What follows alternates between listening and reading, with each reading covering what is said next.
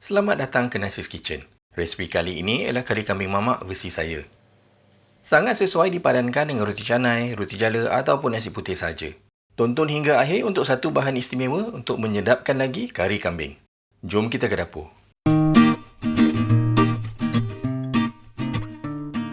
Bahan utama yang kita perlukan, 1 kilogram daging kambing. Untuk hasil terbaik, pastikan ada bahagian yang bertulang. Kita juga perlukan 1 kuntum bunga lawang, 1 batang kayu manis, 7 kuntum bunga cengkeh dan 7 biji buah pelaga. 125 gram rempah kari. Anda boleh guna apa-apa jenama yang anda suka. Sedikit daun kari dan sedikit daun ketumbar. Daun-daun ini akan menambahkan lagi keharuman kari kambing. 200 ml santan paket, 1 batang lobak merah, 2 biji kentang dan 2 biji buah tomato. Potong seperti ini.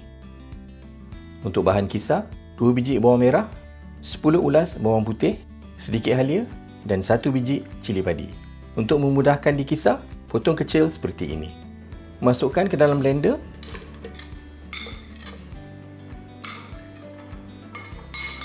Dan tambah setengah cawan air. Kisar sehingga halus. Tuangkan bahan kisar ke dalam mangkuk yang sesuai. Kemudian campurkan dengan rempah kari.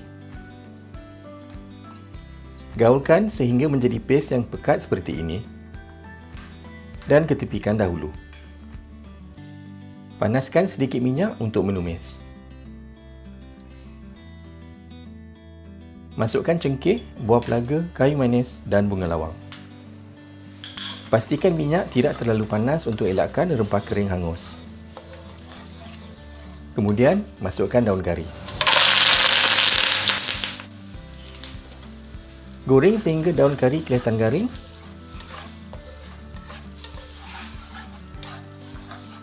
Dan kemudian, masukkan paste kari yang kita sediakan tadi.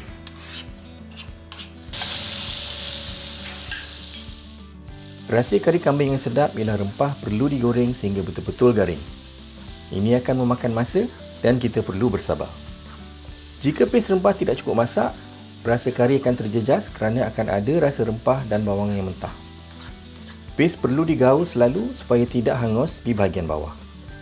Terutama sekali bila paste makin menjadi kering. Tambahkan sedikit air ke dalam bekas paste tadi supaya paste yang tertinggal dapat dimasukkan bersama. Air tambahan ini juga akan membolehkan rempah dimasak lebih lama.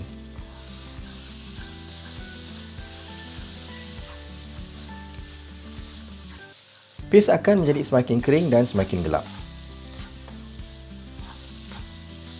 Kecilkan api jika perlu untuk elakkan paste hangus.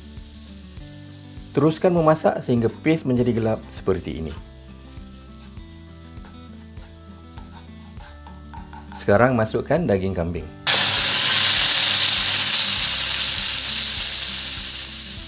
Gorengkan daging kambing dengan paste kari dan pastikan permukaan daging kambing disaluti dengan rempah.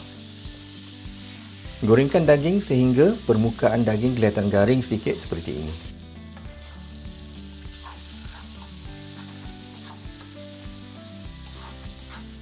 Dan tambah 5 cawan air.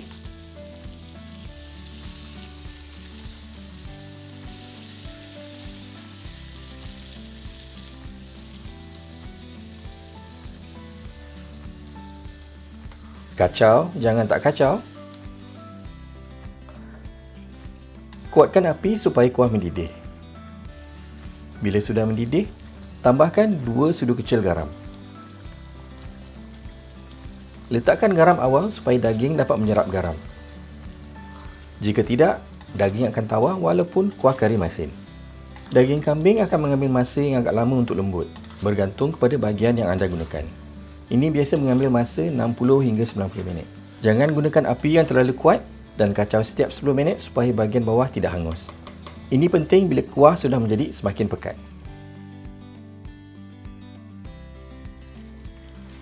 Kuah sudah semakin pekat dan sekarang kita masukkan buah tomato.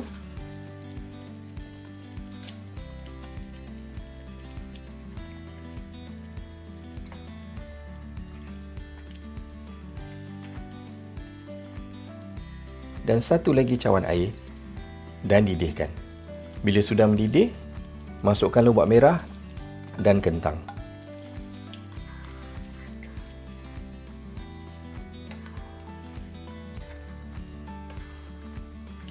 Kemudian, tambahkan santan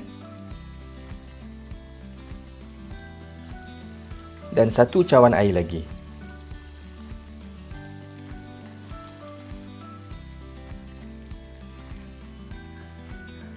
Renihkan untuk 30 minit lagi atau sehingga kentang dan lombok merah menjadi lembut.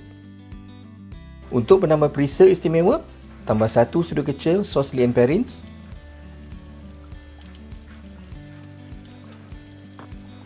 daun ketumbar,